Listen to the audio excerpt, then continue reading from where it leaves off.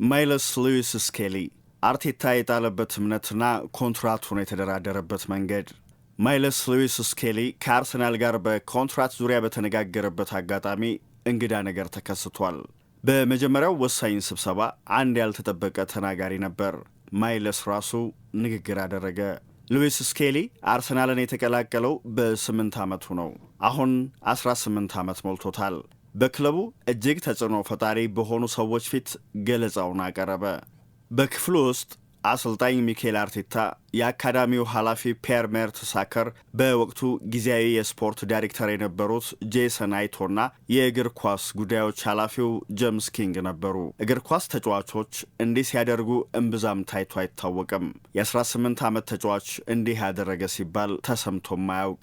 ሉዊስ ስኬሊ በክለቡ ዝነኛ አካዳሚ ሄሊንድ ቆይታው የገበየውን ተሞክሮ ገለጸ። በእርሱ ላይ ያሰረጸበትን ቁልፍ እሴት ተናገረ። ቀጥሎ የራሱን እሴቶችና ምልከታ ተናገረ። ሉዊስ ስኬሊ አያይዞም 49 ቁጥር ማሊያውን ጠብቆ የመቆየት ፍላጎት እንዳለው ተናገረ። በምክንያትነት ያቀረበው ለእርሱ ለክለቡና ለደጋፊዎች ያለውን ቦታ ነው። በተጫዋችነት ዘመኑ ድጋፍ የሚያደርጉለትን በዙሪያው ያሉ ሰዎች አስተዋወቀ። ከአርሰናል ጋር ለወደፊቱ የሚኖራቸው የሥራ ግንኙነት ያማረ ይሆናል የሚል እምነት እንዳለው አስረዳ። በስፍራው ለነበሩ ሰዎች አጋጣሚው አዲስ ተሞክሮ ነበር። የሉዊስ ስኬሊ ቡድን የመረጠው አቀራረብ አዲስ ፈጠራ የታከለበትና ሁኔታውን በቅጡ የተረዳ ነበር። የእግር ኳስ የሥራ ኃላፊዎች በቀጥታ ከተጫዋቾች ጋር የመነጋገር ልምድ የላቸውም። ስለሆነም አንዳች አይነት ቁጥብነት ታይቶባቸዋል። እንዲያም ሆኖ የአካዳሚው ፍሬ የሆነ ተጫዋች ደጋፊዎች ከኛ እንዳንዱ ብለው የሚጠሩት ታዳጊ ፊት ለፊታቸው መድረኩን ተቆጣጥሮ በሚያስደንቅ ብስለትና ቁርጠኝነት ሲናገር መመልከታቸው ከፍ ያለ ኩራት አሳድሮባቸዋል። የሉዊስ ስኬሊ ንግግር በዓለም እግር ኳስ ከፍተኛ ገንዘብ ከሚከፈላቸው ታዳጊዎች አንዱ እንዲሆን ያደረገውን የ5 ዓመት ኮንትራት ያስገኘለትን ድርድር ያስጀመረ ነበር። ሂደቱ የተባበሩ እጆችን የጠየቀ ነው። ሉዊስ ስኬሊ የተወከለው በእናቱ ማርሴያ ሉዊዝ ነው።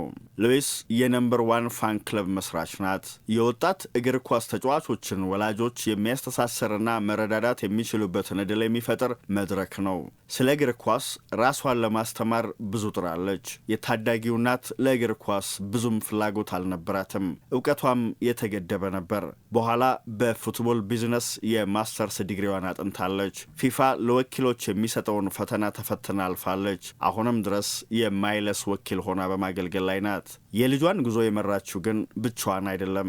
የሉዊስ ስኬሊን የተጫዋችነት ጉዞ በቅጡ እንዲመሩ ሉዊስ የላቀ ክህሎት የታደሉ ባለሙያዎችን አሰባስባለች።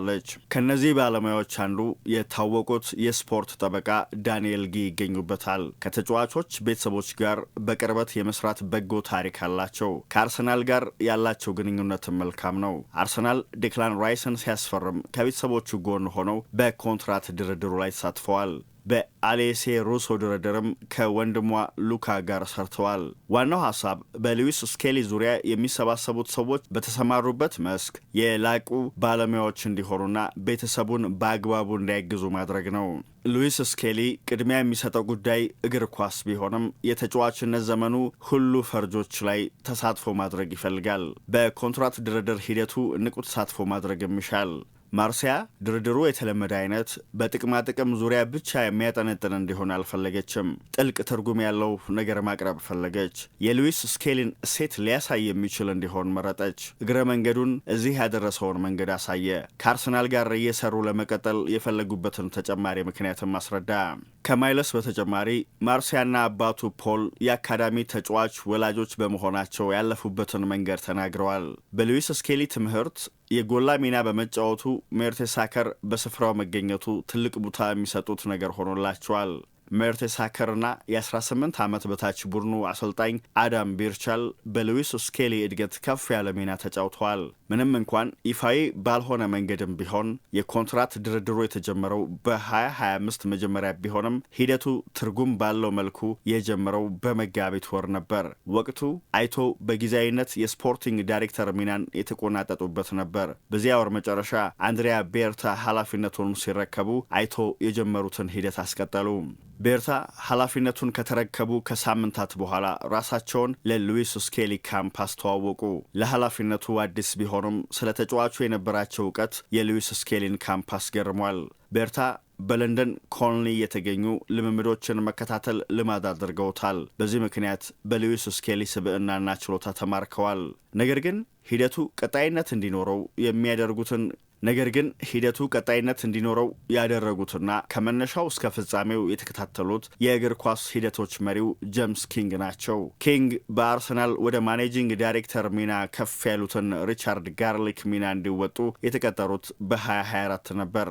ኪንግ በፕሮፌሽናል እግር ኳስ ተጫዋቾች ማህበር የህግ ጉዳዮች የበላይ አማካሪ ሆኖ ለመስራት ከመሄዳቸው በፊትም በአርሰናል ከፍተኛ የህግ ጉዳዮች አማካሪ ሆኖ ሰርተዋል። ሰውየው ከፍተኛ የተደራዳሪነት ብቃት እንዳላቸው ቢታመንም ከሰዎች ጋር በሚፈጥሩት መልካም ግንኙነት ይመሰገናሉ።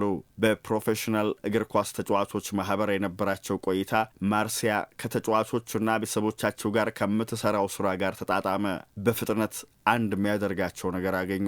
ጥሩ የስራ ግንኙነት መሰረቱ። ኪንግ በዚህ ምክንያት የድርድር ሂደቱን የሚመሩ ቀዳሚው ሰው ሆኑ። ሰውየው የነበራቸው ሚና ከፍ ያለ ለመሆኑ አንዱ ማሳያ በፊርማና የፎቶግራፍ ስነስርዓቱ ላይ መገኘታቸው ነው። ሌላው ቁልፍ ሰው አርቴታ ነበር። ሉዊስ ስኬሊ ለአርሰናሉ አሰልጣኝ ከፍ ያለ አክብሮት አለው፣ አመስጋኝ ጭምር ነው። ከፍ ያለ እድገት እንዲያሳይ ያደረገውን የሚና ለውጥ ወደ ግራ መስመር ተከላካይ ስፍራ እንዲያደርግ ያገዘው እርሱ ነው። ሌሎች ያልተመለከቱትን አንድ ነገር በእርሱ ውስጥ ተመልክቷል። ሉዊስ ስኬሊ አርቴታ በእርሱ ላይ የጣለውን እምነት ጠንቅቆ ያውቃል። የተጣለበትን እምነት መክፈል ይፈልጋል። ባለፈው የውድድር ዘመን መጨረሻ አካባቢ ለአርሰናሉ አሰልጣኝ ምስጋናውን ሲያቀርብም ታይቷል። አሰልጣኙ ቢሮ ገብቼ ተቀመጥኩ ይላል ሉዊስ ስኬሊ። አለቃ፣ የሚቀድመውን ነገር ላስቀድም አልኩት። እምነት ስለጣልክብኝ ኩራት ይሰማኛል፣ አመስጋኝም ነኝ አልኩት። በግራ መስመር ተከላካይ ሚና ባልጫወት ኖሮ አሁን የተጓዝኩበትን መንገድ አላገኘውም ነበር። ሕይወቴን እንደለወጠውና ለዚያም አመስጋኝ መሆኔን ነገርኩት። የቤተሰቤን ሕይወት በመለወጡም አግዞኛል። በተናገርኩት ነገር ደስተኛ የሆነ ይመስለኛል ብሏል።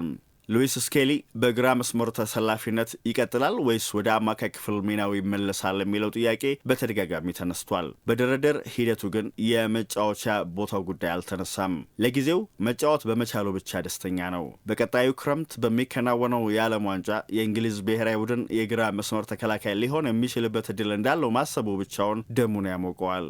በ2026 ኮንትራቱ እንደሚያበቃ መታወቁ ብቻውን በርካታ ክለቦች ፍላጎት እንዲያሳዩ ጋብዟቸው ነበር። ድርድሩ በተከናወነበት ጊዜ ሁሉ ሉዊስ ስኬሊ ቅድሚያ የሰጠው የመጀመሪያው ነገር በአርሰናል መቆየት ሆኖ ታይቷል። ከመነሻውም ቢሆን ሐሳባቸው በሐምሌ አጋማሽ በለንደን ኮልኒ ለልምምድ ከመመለሱ በፊት ኮንትራቱን እንዲፈራረም ነበር። ያንን ፈጽመውታል። አርሰናል ሉዊስ ስኬሊ በመጣበት መንገድ ይኮራል። አሁን መጪውን ዘመኑን ለመመልከት ናፍቀዋል።